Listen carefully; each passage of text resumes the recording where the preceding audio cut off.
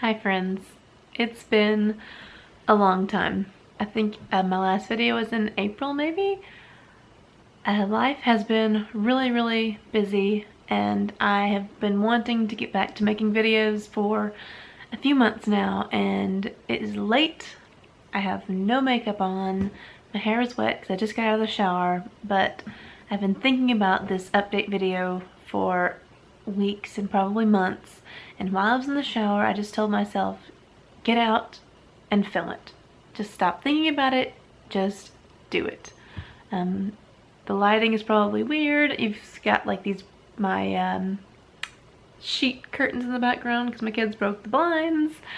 But this is not a professional channel. I've never claimed for it to be, and for me my channel is about connecting, and that's what I've missed. I've missed the connection, and so here I am, raw and real, and I just want to catch back up and start over. I'm ready to start making videos again.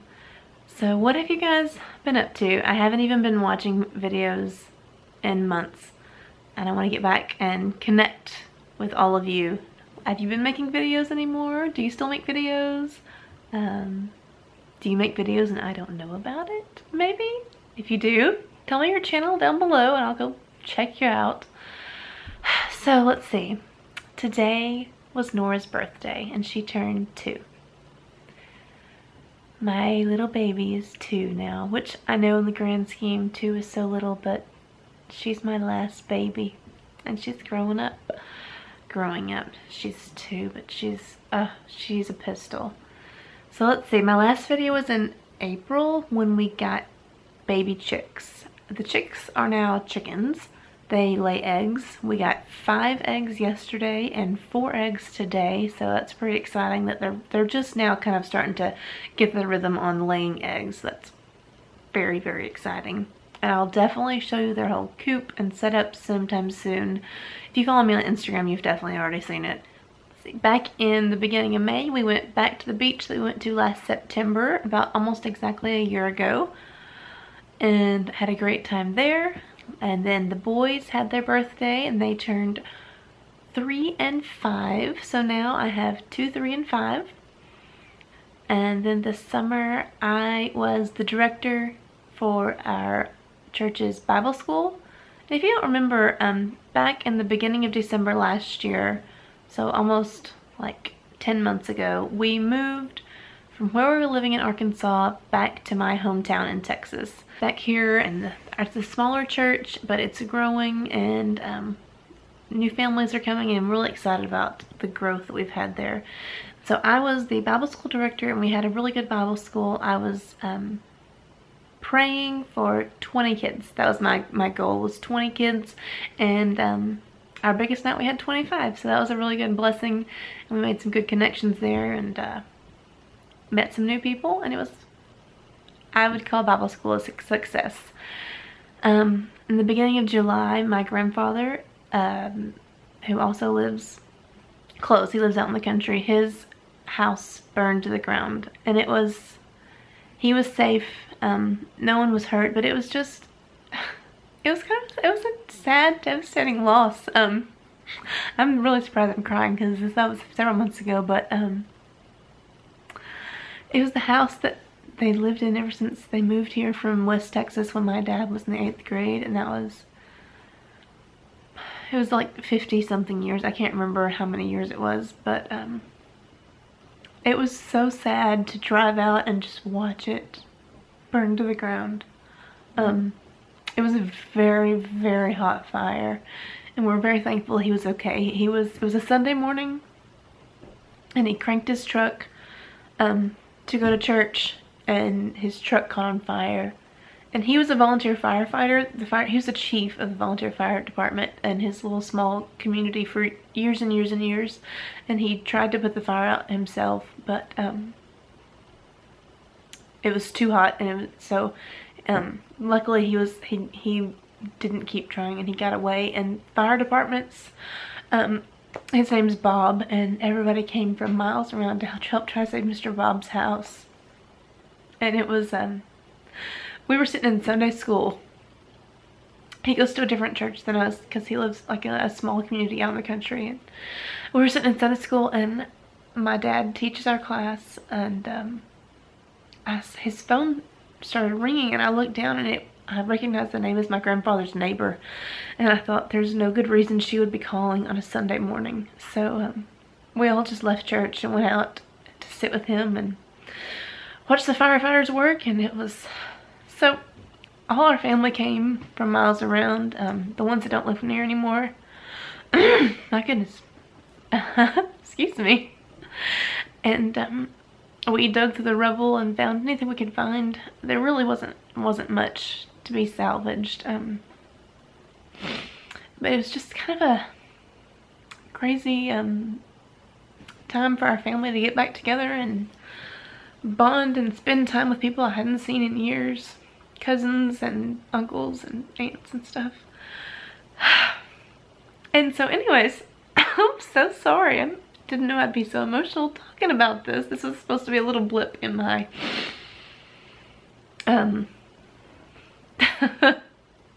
update. But anyways, so all that to say, the house has been cleared. The rubble's been cleared now, and like pretty soon after the fire, we saw someone was selling a house to be moved because he wanted to move a house right back where he was living.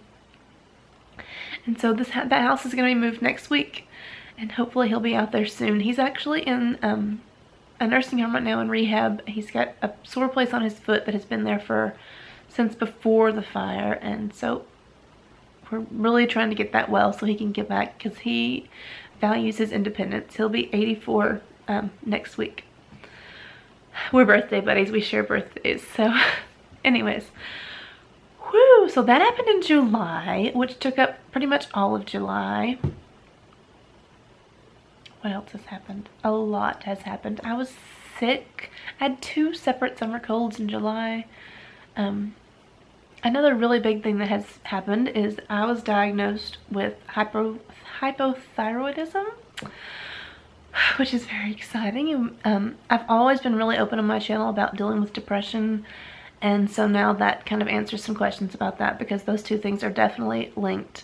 I've been on antidepressants for almost a year now, but there was only one kind I could take while I was nursing, and I also could not take the hypothyroidism medicine while I was nursing. So I went ahead and weaned Nora, which was also another hard emotional decision.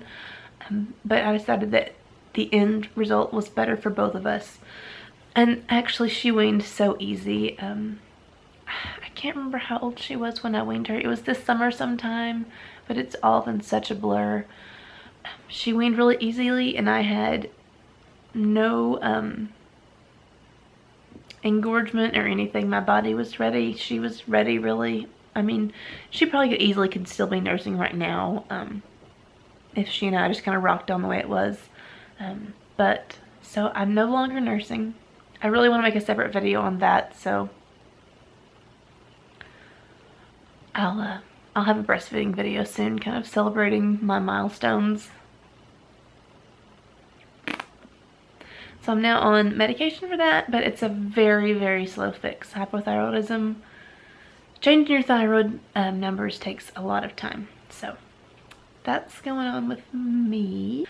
Also at church, this last Sunday, the first Sunday of September, we started a children's church program, and I was elected as the children's church director. And so that started, and I'm pretty proud of the way it's going. We're gonna kind of alternate workers in there. And also on the same Sunday, I started teaching a Sunday school class. And right now it's just one girl and me, and her mom was gonna start teaching the class, but she's homeschooled, and I just kind of offered, it's like, hey, I will teach her class, because I didn't think, you know, this other woman, she's been dealing with a lot of things in her family as well.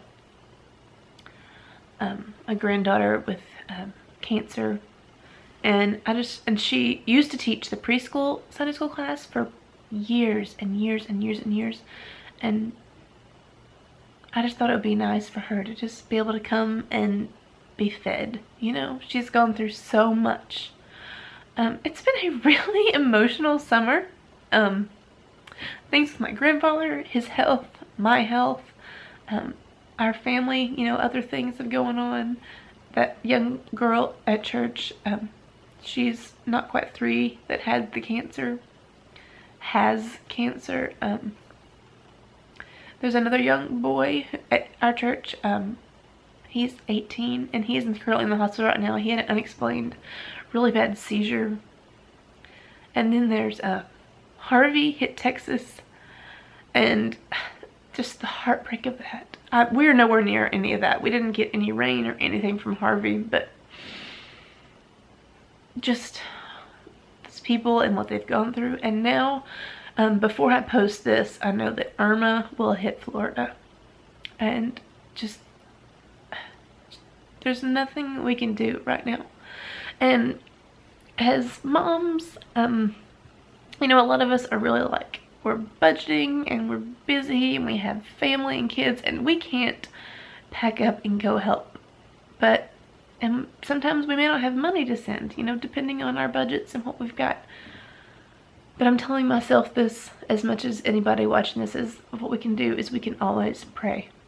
We can just pray and pray for those people. It's been a hard summer, and I'm looking forward to fall. Man, I did not know this was going to be such an emotional video. I don't think I've ever cried on YouTube before. So I guess I really am raw and real tonight. Maybe I just have to take off the makeup. But I put some lip gloss on. Also, we started homeschool this fall. Logan starts kindergarten, and I'm really excited to be homeschooling him. It's he can be a challenge sometimes, but we're working it out together, and I'm going to make a separate video about that as well. So I'm going to go ahead and wrap this up so it's not just extremely long. But tell me what you want to see from me. I really want to kind of start doing just some vlogging here and there, just kind of some of our days. I'm also going to make a breastfeeding milestone video and kind of talk about my whole breastfeeding experience.